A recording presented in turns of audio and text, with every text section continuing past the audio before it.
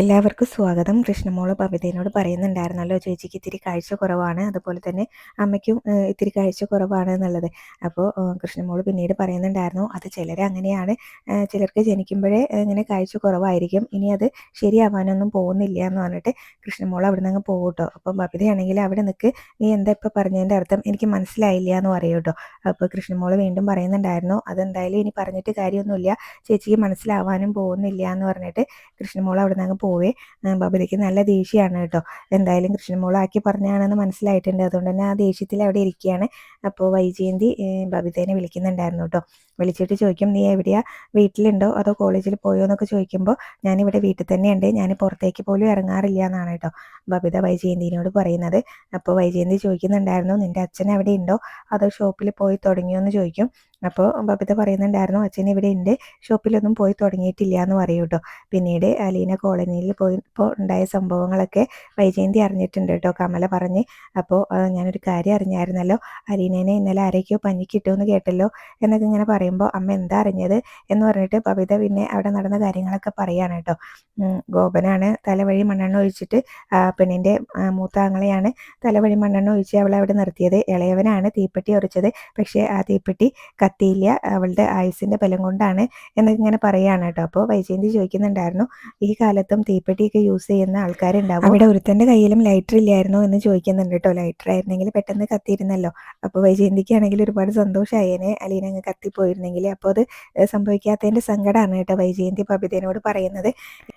ബബിത പിന്നീട് വൈജയന്തിനോട് പറയുന്നുണ്ടായിരുന്നു, അവിടെ അവളെ അറിയുന്ന ഒരു ഓട്ടോക്കാരനുണ്ടായിരുന്നു, അയാളാണ് ആ തീപ്പെട്ടി ഇങ്ങനെ തട്ടി മാറ്റിയത് വന്നിട്ട് എന്ന് പറയുന്നുണ്ട് കേട്ടോ. അപ്പോൾ പാലായിൽ അവളെ അറിയുന്ന ഓട്ടോക്കാരനോ അവൾക്ക് എങ്ങനെയാണ് ഓട്ടോക്കാരനെ പരിചയം എന്നൊക്കെ ഇങ്ങനെ ചോദിക്കുമ്പോൾ ബബിത പറയുന്നുണ്ടായിരുന്നു, അവളിടയ്ക്ക് പള്ളിയിലും അതുപോലെ തന്നെ അനാഥാലയത്തിലൊക്കെ പോകുന്നുണ്ടല്ലോ, അങ്ങനെ പരിചയമായതായിരിക്കും എന്ന് പറയും. വൈജയന്തി ചോദിക്കുന്നുണ്ട്, ഇത്രയൊക്കെ സംഭവങ്ങൾ അവിടെ നടന്നിട്ടും അവൾ തിരിച്ചു വന്നപ്പോൾ നിൻ്റെ അച്ഛനൊന്നും പറഞ്ഞില്ലേ എന്ന് ചോദിക്കുന്നുണ്ട് കേട്ടോ. അച്ഛൻ ഏതാണ്ട് വഴക്ക് പറയുകയൊക്കെ ചെയ്തു എന്ന് പറയുമ്പോൾ അത്രേ പറഞ്ഞുള്ളൂ എന്ന് ചോദിക്കും.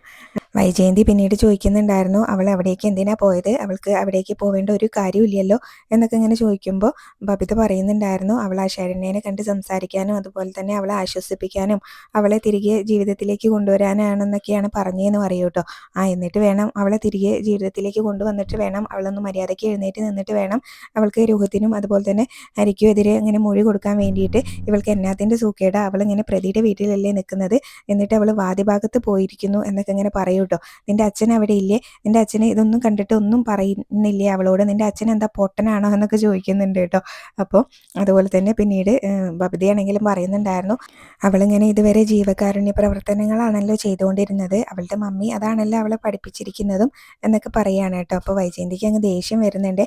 വൈജയന്തി ആണെങ്കിലും പറയുന്നുണ്ടായിരുന്നു, നിൻ്റെ അച്ഛൻ്റെ പുന്നാര മോളാണല്ലോ അവൾ എന്ത് ചെയ്താലും നിൻ്റെ അച്ഛന് പ്രശ്നമില്ലല്ലോ എന്നൊക്കെ പറഞ്ഞിട്ട് അങ്ങ് കോള് കട്ട് ചെയ്യുന്നുണ്ട് കേട്ടോ. ദേഷ്യത്തോടെയാണ് കോള് കട്ട് ചെയ്യുന്നത്. അതിന് മുന്നേ ബബിതയോട് ചോദിക്കുന്നുണ്ടായിരുന്നു, നിങ്ങൾക്ക് ഭക്ഷണമൊക്കെ കിട്ടുന്നുണ്ടോ എന്നൊക്കെ ചോദിക്കുന്നുണ്ട് കേട്ടോ. അപ്പോൾ അതിനൊന്നും ഒരു കുഴപ്പമില്ല എന്ന് ബബിത വൈജയന്തിനോട് പറയുകയും ചെയ്യുന്നുണ്ട് കേട്ടോ. പിന്നീട് വൈജയന്തി ബുക്ക് എന്തോ വായിച്ചുകൊണ്ട് കിടക്കുകയാണ്. അപ്പോൾ ഒരു നേഴ്സ് അങ്ങോട്ടേക്ക് വന്നിട്ട് പറയുന്നുണ്ടായിരുന്നു വൈജയന്തിനോട്, ഒരാൾ കാണാൻ വന്നിട്ടുണ്ട്, കൊല്ലപ്പള്ളിയിൽ നിന്നാണെന്നാണ് പറഞ്ഞതെന്ന് പറയട്ടെ, അപ്പോൾ കയറി വരാൻ പറയൂ എന്ന് പറയും. അപ്പോൾ ചേച്ചി കയറി വന്നോളൂ എന്ന് പറയൂട്ടോ ആ നേഴ്സ്. അപ്പോൾ കമലയായിരുന്നു ആള്. കമലയ്ക്ക് ചേച്ചി എന്ന് വിളിച്ചത് അങ്ങ് ഇഷ്ടപ്പെട്ടില്ല കേട്ടോ. അപ്പോൾ എന്നെക്കാളും 10 വയസ്സ് നിനക്ക് കൂടുതലുണ്ടല്ലോ, എന്നെ ചേച്ചീനെ വിളിച്ചാൽ നിൻ്റെ പ്രായം കുറയുമെന്നാണോ നിൻ്റെ വിചാരം എന്നൊക്കെ പറഞ്ഞിട്ട് ദേഷ്യപ്പെടുകയാണ് കേട്ടോ ആ നേഴ്സിനോട്. എന്നിട്ട് പിന്നീട് ആ നേഴ്സ് അങ്ങോട്ടേക്ക് അങ്ങ് പോവേ. അപ്പോൾ കമലയാണെങ്കിലും ചോദിക്കുന്നുണ്ടായിരുന്നു വൈജയന്തിനോട്, ഇവിടെ ഉള്ളവരൊക്കെ നിന്നെ ചേച്ചി എന്നാണോ വിളിക്കുന്നതെന്ന് ചോദിക്കും വൈജയന്തിനോട് കേട്ടോ. അപ്പോൾ വൈജയന്തി പറയും, എന്നെ ചേച്ചി എന്ന് വിളിച്ചിട്ടുണ്ടെങ്കിൽ ഞാൻ അവരെ തിരിച്ച് ആൻറ്റി എന്ന് വിളിക്കും, അതോടെ അവരുടെ സൂക്കേട് അങ്ങ് നിൽക്കുന്നു പറയട്ടോ. പിന്നീട് വൈജയന്തി കമലിനോട് പറയുന്നുണ്ടായിരുന്നു, കമലയിടത്തേക്ക് ഇങ്ങോട്ടൊന്ന് വരാൻ തോന്നിയല്ലോ, ഞാനിവിടെ ഒറ്റയ്ക്ക് ബോറടിച്ച് കിടക്കായിരുന്നു എന്നൊക്കെ ഇങ്ങനെ പറയുന്നുണ്ട്. അപ്പോൾ കമല പറയുന്നുണ്ടായിരുന്നു, ശിവേട്ടൻ വക്കീലിനെ കാണാൻ വന്നതാണ്, ഹോസ്പിറ്റലിൻ്റെ നേരെ ഓപ്പോസിറ്റാണ് വക്കീലിൻ്റെ ഓഫീസ്, എന്നെ ഇവിടെ ഡ്രോപ്പ് ചെയ്താൽ മതി എന്ന് ഞാൻ ശിവേട്ടനോട് പറഞ്ഞു എന്ന് പറയുന്നുണ്ട് കേട്ടോ. നിന്നെ കണ്ട് സംസാരിച്ചിട്ട് പോകാമെന്ന് വിചാരിച്ച് വന്നതാണ് എന്നൊക്കെ പറയുന്നുണ്ട്. അത് കഴിഞ്ഞ് അലീന കോളനിയിൽ പോയപ്പോൾ നടന്ന കാര്യങ്ങൾ തന്നെയാണ് കേട്ടോ കമല വീണ്ടും വൈജയന്തിനോട് പറഞ്ഞുകൊണ്ടിരിക്കുന്നത്. എന്നാലും എന്തിനാണ് അവൾ ആ കോളനിയിലേക്ക് പോയത്, ഏതൊരു ഓട്ടോക്കാരൻ ഷാജിയാണ് ആ തീപ്പെട്ടി വന്ന് തട്ടി മാറ്റി അവളെ രക്ഷിച്ചത്, എന്നിട്ട് അവളെ മണ്ണെണ്ണ ഒഴിച്ച് കുളിപ്പിച്ച് നിർത്തിയിരിക്കുകയല്ലായിരുന്നു, അവളെ അയാളുടെ വീട്ടിലേക്ക് കൂട്ടി കൊണ്ടുപോയിട്ട് അവളെ കുളിപ്പിച്ച് മാറി ധരിക്കാൻ പോലും വേഷം കൊടുത്തു എന്നൊക്കെ പറയുന്നത് കേട്ടു എന്ന് പറയും കേട്ടോ. അപ്പോൾ അപ്പോൾ അവൾ ചിലപ്പോൾ ആ ഓട്ടോക്കാരനെ കാണാൻ വേണ്ടി പോയതായിരിക്കും എന്ന് പറയുന്നുണ്ട്. അപ്പോൾ ആൾക്കാരെല്ലാവരും കൂടെ പിടിച്ചപ്പോൾ അവൾ കഥ മാറ്റിയതായിരിക്കും എന്നൊക്കെയാണ് കേട്ടോ കമല പറയുന്നത്. അപ്പോൾ അത് കഴിഞ്ഞ് വൈജയന്തി ആണെങ്കിലും ഇങ്ങനെ പറയുന്നുണ്ടായിരുന്നു, അവൾ ഇനി ആ പെണ്ണിനെ കാണാൻ പോയതാണെന്ന് തന്നെ ഇരിക്കട്ടെ, അവൾ എന്തിനാ ആ പെണ്ണിനെ കാണാൻ പോകുന്നത്, അവളും ആ പെണ്ണും തമ്മിൽ എന്താ ബന്ധം എന്നൊക്കെ വൈജയന്തിയും തിരിച്ചിങ്ങനെ ചോദിക്കുന്നുണ്ട്. ഇത്രയൊക്കെ സംഭവങ്ങൾ നടന്നിട്ടും ബാലേന്ദ്രൻ അവളെ തിരിച്ച് വീട്ടിൽ കയറ്റിയല്ലോ, അതാണ് എനിക്ക് അത്ഭുതം എന്നൊക്കെ കമലയും പറയുന്നുണ്ട് കേട്ടോ. പിന്നീട് ഇത്രയൊക്കെ കാര്യങ്ങൾ സംസാരിച്ച് കഴിഞ്ഞ ശേഷം വൈജയന്തി കമലയോട് ചോദിക്കുന്നുണ്ട്, കമലയടുത്തേക്ക് ചായയോ കോഫിയോ എന്തെങ്കിലും വേണമെന്ന്. അപ്പോൾ അതൊക്കെ ഇവിടെ കിട്ടുമെന്ന് ചോദിക്കും കേട്ടോ കമല തിരിച്ച്. അപ്പോൾ ക്യാൻറ്റീനിലേക്ക് വിളിച്ച് പറഞ്ഞാൽ മതി, അവർ കൊണ്ടുതരുമെന്ന് പറയുമ്പോൾ എന്നാൽ വിളിച്ച് പറഞ്ഞോ, ശിവേട്ടൻ വരുന്നവരെ ഞാനിവിടെ പോസ്റ്റ് അല്ലേന്നും പറയുന്നുണ്ട്. എന്നിട്ട് അവിടെ ഇരിക്കും കേട്ടോ. വൈജയന്തി ക്യാൻറ്റീനിലേക്ക് വിളിച്ച് പറയുകയും ചെയ്യുന്നുണ്ട്. അത് കഴിഞ്ഞ് പിന്നീട് അലീന കോളനിയിലേക്ക് എത്തുന്ന സമയത്ത് അവിടെ ഉണ്ടായിരുന്ന ഒരാൾ ചോദിക്കുന്നുണ്ടായിരുന്നു, നീ ഇന്നലെ ഇവിടെ വന്നിട്ട് പോയതല്ലേ, ഇന്ന് എന്തിനാ വീണ്ടും വന്നതെന്ന്. അപ്പോൾ ശരണ്യനെ കാണാൻ വേണ്ടിയിട്ടാണെന്ന് പറയട്ടോ. അപ്പോൾ എന്തിനാ നീ ശരണ്യനെ കാണുന്നത് എന്നാണ് ചോദിച്ചതെന്ന് പറയുമ്പോൾ, അവളെ ജീവിതത്തിലേക്ക് തിരിച്ചു കൊണ്ടുവരണം, അവളെ കണ്ട് സംസാരിക്കണം, ആശ്വസിപ്പിക്കണം എന്നൊക്കെ പറയുമ്പോൾ, അതെന്തിനാ നീ ചെയ്യുന്നതെന്നാണ് ചോദിച്ചതെന്ന് പറയട്ടെ അലീനയോട്. അപ്പോൾ അലീന പറയുന്നുണ്ടായിരുന്നു, അവൾ എൻ്റെ അനിയത്തി ആയതുകൊണ്ടെന്ന്. എന്നിട്ട് അവിടെ നിന്ന് അങ്ങ് പോകട്ടെ, നേരെ ഷാജിയുടെ വീട്ടിലേക്കാണ് പോകുന്നത്. അപ്പോൾ ഷാജിയുടെ അമ്മ അവിടെ തന്നെ ഉണ്ടായിരുന്നു. അപ്പോൾ അമ്മേനോട് വിശേഷമൊക്കെ ചോദിക്കുന്നുണ്ട്, ജോലിയെല്ലാം കഴിഞ്ഞോ എന്നൊക്കെ ചോദിക്കുന്നുണ്ട് കേട്ടോ. അത് കഴിഞ്ഞ് പിന്നീട് ഷാജിയുടെ അനിയത്തി എവിടെയെന്ന് ചോദിക്കുമ്പോൾ അമ്മ അനിയത്തിനെ വിളിക്കും കേട്ടോ, സബിത അങ്ങനെ എന്തോ ആണ് പേര് വിളിച്ചത്. അപ്പോൾ സബിത വരുന്ന സമയത്ത് അലീന ഒരു കവർ എടുത്തിട്ട് കൊടുക്കും കേട്ടോ, എനിക്ക് തന്ന ഡ്രസ്സ് ഞാൻ അലക്കി തേച്ച് തിരിച്ച് കൊണ്ടുവന്നിട്ടുണ്ടെന്ന് പറഞ്ഞിട്ട് കവർ അങ്ങ് കയ്യിലേക്ക് കൊടുക്കും. അപ്പോൾ അത് തുറന്ന് നോക്കുമ്പോൾ അതിൽ പുതിയൊരു ഡ്രസ്സും കൂടെ ഉണ്ടായിരിക്കും കേട്ടോ. അപ്പോൾ എൻ്റെ ഡ്രസ്സ് എനിക്ക് തിരിച്ചു തന്നല്ലോ, പിന്നെ എന്തിനാ എക്സ്ട്രാ ഒരെണ്ണം കൂടെ പുതിയതെന്ന് ചോദിക്കുന്നുണ്ട്. അപ്പോൾ ആവശ്യം വരും, ഇനിയും എനിക്ക് ആവശ്യം വന്നാലോ അതിന് വേണ്ടിയിട്ട് ഇവിടെ വെക്കാനാണെന്നൊക്കെ പറഞ്ഞിട്ടാട്ടോ കൊടുക്കുന്നത്. അപ്പോൾ ഷാജിയുടെ അമ്മ പറയുന്നുണ്ടായിരുന്നു, ഇനി അങ്ങനെയൊന്നും പറയല്ലേ കൊച്ചേ, ഇന്നലത്തെ പേടി ഇപ്പോഴും മാറിയിട്ടില്ല എന്ന് പറയും കേട്ടോ. അപ്പോൾ ഞാൻ എന്തായാലും ശരണ്യനെ കണ്ടൊന്ന് സംസാരിച്ചിട്ട് വരാമെന്ന് പറയുമ്പോൾ, ഇനിയും അങ്ങോട്ടേക്ക് പോകണമെന്നൊക്കെ ഷാജിയുടെ അമ്മ ചോദിക്കുന്നുണ്ട് കേട്ടോ. അപ്പോൾ ഞാൻ പോയിട്ട് ഇങ്ങോട്ടേക്ക് തിരിച്ച് വരുമോയെന്ന് ഷാജിയുടെ അനിയത്തി ചോദിക്കുമ്പോൾ, എൻ്റെ ചോറ് ഇവിടെയല്ലേ, വന്നിട്ടേ പോവുള്ളൂ എന്ന് പറയും. അപ്പോൾ വരണം കേട്ടോ എന്ന് സബിത പറയുകയും ചെയ്യുന്നുണ്ട്. പിന്നീട് ശരണ്യയുടെ വീട്ടിലേക്കാട്ടോ അലീന ചെല്ലുന്നത്. അപ്പോൾ അച്ഛനും ശരണ്യയുടെ ആങ്ങള ഗോപനും അവിടെ ഫ്രണ്ടിൽ തന്നെ നിൽക്കുന്നുണ്ടായിരുന്നേ. അപ്പോൾ അലീന വരുന്നത് കാണുമ്പോൾ ഗോപന് അത്രയ്ക്ക് ഇഷ്ടമല്ല കേട്ടോ അങ്ങോട്ടേക്ക് ചെല്ലുന്നത്. അപ്പോൾ എന്തിനാ വന്നതെന്നൊക്കെ ചോദിക്കുന്നുണ്ട് അലീനയോട്. അപ്പോൾ ശരണ്യനെ കണ്ട് സംസാരിക്കാനാണെന്ന് പറയൂ കേട്ടോ. അപ്പോൾ നിങ്ങൾ ആ വീട്ടിലെ ആളല്ലേ, എന്തിനാ നിങ്ങൾ ഇങ്ങോട്ടേക്ക് വരുന്നത് എന്നൊക്കെ ചോദിക്കുമ്പോൾ, ആ വീട്ടിലെ ആർക്കും ഞാൻ ഇങ്ങോട്ടേക്ക് വരുന്നത് ഇഷ്ടമല്ല, ഞാൻ എൻ്റെ ഇഷ്ടത്തിന് വരുന്നതാണെന്ന് പറയുമ്പോൾ ഗോപൻ തിരിച്ച് പറയുന്നുണ്ട്, നിങ്ങൾ ഇങ്ങോട്ടേക്ക് വരുന്നത് ഞങ്ങൾക്കും ഇഷ്ടമല്ല എന്ന്. അപ്പോൾ അലീനയ്ക്ക് അത് അറിയാവുന്നതുകൊണ്ട് തന്നെ ഞാനതൊന്നും കാര്യമാക്കുന്നില്ല, ഞാൻ ശരണ്യനെ മാത്രമേ ഇപ്പോൾ മനസ്സിൽ കാണുന്നുള്ളൂ എന്ന് പറയും. എനിക്ക് ശരണ്യനെ ഒന്ന് കണ്ട് സംസാരിക്കണം എന്നൊക്കെ പറയുന്നുണ്ട്. അപ്പോഴേക്ക് ശരണ്യയുടെ അമ്മ അങ്ങോട്ടേക്ക് വന്നിട്ട് പറയുന്നുണ്ട്, ഗോപ നീ ആ കൊച്ചിനെ തടയണ്ട, എന്തായാലും ശരണ്യനെ കണ്ട് തിരിച്ചു പോയിക്കോട്ടെ എന്ന് പറയുന്നുണ്ട് കേട്ടോ. അപ്പോൾ അലീനയാണെങ്കിലും ഗോപനോട് പറയുന്നുണ്ടായിരുന്നു, നിങ്ങൾ ഇന്നലെ എന്നെ കൊല്ലാൻ ശ്രമിച്ച ആളല്ലേ, എന്നിട്ടും നിങ്ങൾക്കെതിരെ ഞാൻ പരാതിയൊന്നും കൊടുത്തിട്ടില്ലല്ലോ, എൻ്റെ വീട്ടിൽ വന്നിട്ട് പോലീസ് നിങ്ങൾക്കെതിരെ പരാതി എഴുതി തരാൻ പറഞ്ഞതാണ്, പക്ഷെ ഞാനതൊന്നും ചെയ്തിട്ടില്ല, എനിക്ക് നിങ്ങളോടൊരു ദേഷ്യവും വാശിയും ഇല്ല, എൻ്റെ വഴി അതുമല്ല എന്നൊക്കെ പറയുന്നുണ്ട്. എനിക്ക് ശരണ്യനെ ഒന്ന് കണ്ട് സംസാരിക്കണം, അത്രയേ ഉള്ളൂ എന്ന് പറയുമ്പോൾ ശരണ്യയുടെ അച്ഛനും പറയുന്നുണ്ട്, അത് നമ്മളെ ദ്രോഹിക്കാൻ വന്നതല്ല, ശരണ്യനെ കണ്ടിട്ട് തിരിച്ചു പോയിക്കോട്ടെ എന്ന് പറയും കേട്ടോ. ശരണ്യയുടെ അമ്മ അലീനേനെയും കൊണ്ട് അകത്തേക്ക് പോകും. അപ്പോൾ ഗോപൻ പറയുന്നുണ്ടായിരുന്നു, എന്തിനാ വെറുതെ, നമുക്കൊരു പരിചയമില്ല, ശരണ്യനെ നേരത്തെ കണ്ട് പരിചയമില്ല, വെറുതെ എന്തിനാ എന്തേലും മനസ്സിൽ ഉദ്ദേശിച്ച് വരുന്നതായിരിക്കും എന്ന് പറയുമ്പോൾ ശരണ്യയുടെ അച്ഛൻ പറയുന്നുണ്ട്, നമുക്ക് നോക്കാമെന്ന് പറയും കേട്ടോ. പിന്നീട് അലീന ശരണ്യ കിടക്കുന്ന റൂമിൻ്റെ അവിടെ ചെന്ന് നിൽക്കും, കുറച്ച് സമയം ഇങ്ങനെ നോക്കി നിൽക്കും കേട്ടോ അലീന ശരണ്യ ഇങ്ങനെ കിടക്കുന്നതൊക്കെ. അപ്പോഴേക്കും അമ്മ അങ്ങോട്ടേക്ക് വന്നിട്ട് അവിടെ ലൈറ്റ് ഇടുന്നുണ്ട്. ശരണ്യ എപ്പോഴത്തെയും പോലെ ലൈറ്റ് ഇടുന്ന സമയത്ത് കരയുന്നുണ്ട് കേട്ടോ.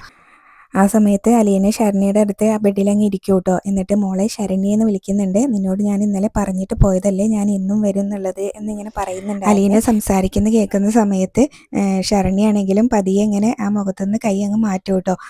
മുഖം പൊത്തിപ്പിടിച്ചാണ് ഇങ്ങനെ ശരണ്യ കരഞ്ഞുകൊണ്ടിരുന്നത്. അലീന സംസാരിക്കുന്നത് കേൾക്കുമ്പോൾ ആ പതിയെ ആ കൈ മുഖത്തുനിന്ന് അങ്ങ് എടുത്ത് മാറ്റുന്നുണ്ട്. അപ്പോൾ അലീന ചിരിച്ചുകൊണ്ട് ശരണ്യനോട് ചോദിക്കുന്നുണ്ട്, എന്നെ മനസ്സിലായോ എന്ന് ചോദിക്കുന്നുണ്ട് കേട്ടോ. അപ്പോൾ ഇങ്ങനെ പതിയെ ശരണ്യ പറയുന്നുണ്ടായിരുന്നു, അലീന എന്നിങ്ങനെ പറയേ. എന്നിട്ട് അലീനയാണെങ്കിലും ശരണ്യയുടെ നെറ്റിയിലേക്ക് ഇങ്ങനെ കൈ വെച്ച് നോക്കുന്നുണ്ട് കേട്ടോ. അപ്പോൾ മോൾക്ക് പനിക്കുന്നുണ്ടോ, ഏത് സമയം ഇങ്ങനെ കിടക്കുകയാണോ, മോളൊന്ന് എണീറ്റിരുന്നേ എന്ന് പറയുന്നുണ്ട്. എനിക്ക് നിൻ്റെ മുഖം ഒന്ന് ശരിക്ക് കാണണം, അതുപോലെ തന്നെ നിന്നെ കെട്ടിപ്പിടിക്കണം എന്നൊക്കെ പറയുന്നുണ്ട് കേട്ടോ. എന്നിട്ട് അലീനയാണെങ്കിലും ശരണ്യനെ എഴുന്നേൽപ്പിക്കുന്നുണ്ട് കേട്ടോ, എഴുന്നേൽപ്പിച്ച് ഇരുത്തുന്നുണ്ട്. അപ്പോൾ ഇരിക്കുന്ന സമയത്തും അലീനയാണെങ്കിലും ശരണ്യനോട് കുറേ കാര്യങ്ങൾ പറയുന്നുണ്ട് കേട്ടോ. ഏത് സമയം ഇങ്ങനെ കിടന്നാൽ പോരാ, നമ്മൾ ഇങ്ങനെ തകർന്നു പോയി എന്ന് വിചാരിച്ച് കിടക്കരുത്, അപ്പോൾ മറ്റുള്ളവർക്കും അങ്ങനെ തന്നെ തോന്നുള്ളൂ, അവർക്ക് നമ്മളോട് സഹതാപമായിരിക്കും, ചിലപ്പോൾ ആ സഹതാപം നമുക്ക് ഇങ്ങനെ ആശ്വാസമായി എന്ന് വരാം, പക്ഷേ അതുകൊണ്ട് വേറെ ഗുണമൊന്നും നമുക്ക് കിട്ടില്ല, അതുകൊണ്ട് നമ്മൾ മുന്നോട്ട് പോകണം, ധൈര്യമായിട്ട് ഇരിക്കണം എന്നൊക്കെ പറഞ്ഞു കൊടുക്കുന്നുണ്ട് കേട്ടോ. അപ്പോൾ ശരണ്യാണെങ്കിലും പറയുന്നുണ്ടായിരുന്നു, ഞാൻ എന്തിനാ ചേച്ചി ഞാനാകെ നശിച്ചു പോയില്ലേ എന്നൊക്കെ പറയുമ്പോൾ, ആര് നശിച്ചു പോയി, നീ നശിച്ചു പോയിട്ടൊന്നുമില്ല, നിന്നെ ദ്രോഹിച്ചവരാണ് നശിച്ചു പോയത്, അവർക്ക് ഇനി പുറത്തേക്ക് ഇറങ്ങാൻ പറ്റുമോ എന്നൊക്കെ ഇങ്ങനെ പറയുന്നുണ്ട് കേട്ടോ. മോൾക്ക് കുറച്ച് കഴിഞ്ഞാൽ സ്കൂളിലും കോളേജിലും ജോലിക്കൊക്കെ പോയി തുടങ്ങാം, അപ്പോഴും നിന്നെ ദ്രോഹിച്ചവർ ജയിലിൽ കിടക്കത്തേയുള്ളൂ എന്നൊക്കെ പറഞ്ഞ് സമാധാനിപ്പിക്കുന്നുണ്ട് കേട്ടോ. മോൾക്കൊന്നും സംഭവിച്ചിട്ടില്ല, നിന്നെ സംരക്ഷിക്കാനുള്ളവർ നിന്നെ സംരക്ഷിച്ചില്ല, അതാണ് മോൾക്ക് പറ്റിയത് എന്ന് പറയുന്നുണ്ട് കേട്ടോ. അപ്പോൾ ശരണ്യ ചോദിക്കുന്നുണ്ട്, ഞാൻ അവൻ്റെ കൂടെ പോയതുകൊണ്ടല്ലേ എനിക്ക് ഇങ്ങനെയൊക്കെ സംഭവിച്ചതെന്ന് പറയുമ്പോൾ, പെൺകുട്ടികൾ അങ്ങനെയാണ്, ആൺകുട്ടികളെ സ്നേഹിക്കും, അവൻ നിന്നെ ചതിക്കുമെന്ന് വിചാരിച്ചുകൊണ്ടാണോ അവൻ്റെ കൂടെ പോയത് എന്നൊക്കെ ചോദിക്കുന്നുണ്ട് കേട്ടോ. അലീനയാണെങ്കിലും ഓരോരോ കാര്യങ്ങൾ പറഞ്ഞ് ശരണ്യയ്ക്കാണെങ്കിലും ആത്മവിശ്വാസവും ധൈര്യമൊക്കെ കൊടുക്കാനായിട്ട് അലീന നന്നായിട്ട് ശ്രമിക്കുന്നുണ്ട് കേട്ടോ. അപ്പോൾ ഈ കാര്യങ്ങളെല്ലാം കേട്ട് ശരണ്യയുടെ അമ്മയ്ക്കും ഒരുപാട് സന്തോഷമാവുന്നുണ്ട്, അലീന പറയുന്ന ഓരോരോ കാര്യങ്ങളൊക്കെ കേട്ടിട്ട്. ശരണ്യയ്ക്കും ഏറെക്കുറെ ഒരു സമാധാനവും ആശ്വാസമൊക്കെ അലീന കൊടുത്തിട്ടുണ്ട്. അപ്പോൾ ഇത്രയൊക്കെയാണ് ഇന്നത്തെ എപ്പിസോഡിൽ കാണിച്ചിട്ടുണ്ടായിരുന്നത്. പിന്നീട് പ്രൊമോ കാണിക്കുന്നുണ്ടായിരുന്നു, മനു ഇങ്ങനെ കൃഷ്ണനെ വിളിക്കുന്ന സമയത്ത് അലീന വീണ്ടും ശരണ്യനെ കാണാൻ പോയിട്ടുണ്ട് എന്നുള്ള കാര്യങ്ങളൊക്കെ കൃഷ്ണ മനുവിനോട് പറയുമ്പോൾ മനുവിനെ അത്രയ്ക്ക് അങ്ങ് ഇഷ്ടപ്പെടുന്നില്ല കേട്ടോ. അപ്പോൾ ഇത്രയും സമയമായില്ലേ പോയിട്ട്, എന്താ തിരിച്ചു വരാത്തത്, നീ അങ്ങോട്ട് വിളിച്ച് നോക്കിയില്ലേ എന്നൊക്കെ കൃഷ്ണനോട് ചോദിക്കുന്നുണ്ട്. അപ്പോൾ മനുവിനോട് പറയാത്തതിൻ്റെ ഒരു സങ്കടവും പരിഭവമൊക്കെ ഉണ്ട് കേട്ടോ മനുവിന്. പിന്നീട് ബാലേന്ദ്രനാണെങ്കിൽ ഷോപ്പ് തുറക്കാൻ വേണ്ടിയിട്ട് പോലീസിൻ്റെ പ്രൊട്ടക്ഷൻ ആവശ്യപ്പെടുന്നുണ്ട്. SI കളിയാക്കിക്കൊണ്ട് ചോദിക്കുകയും ചെയ്യുന്നുണ്ട് കേട്ടോ, നിങ്ങൾക്ക് ഷോപ്പ് തുറക്കാൻ പോലീസ് പ്രൊട്ടക്ഷൻ്റെ ആവശ്യമുണ്ടോ എന്നൊക്കെ ചോദിക്കുന്നുണ്ട്. അപ്പോൾ നിങ്ങളുടെ ഒരു കട കത്തിയിട്ടുണ്ടെങ്കിൽ ആ ലൈനിലുള്ള 50 കടകളും കത്തി നശിക്കും എന്നൊക്കെ SI ഇങ്ങനെ ബാലേന്ദ്രനോട് പറയുന്നതായിട്ടും കാണിക്കുന്നുണ്ട്. അപ്പോൾ ഇത്രയൊക്കെയാണ് പ്രൊമോയിൽ കാണിച്ചിട്ടുണ്ടായിരുന്നത്. റിവ്യൂ ഇഷ്ടപ്പെട്ടെങ്കിൽ ചാനൽ ഒന്ന് സബ്സ്ക്രൈബ് ചെയ്ത് സപ്പോർട്ട് ചെയ്യണേ. താങ്ക്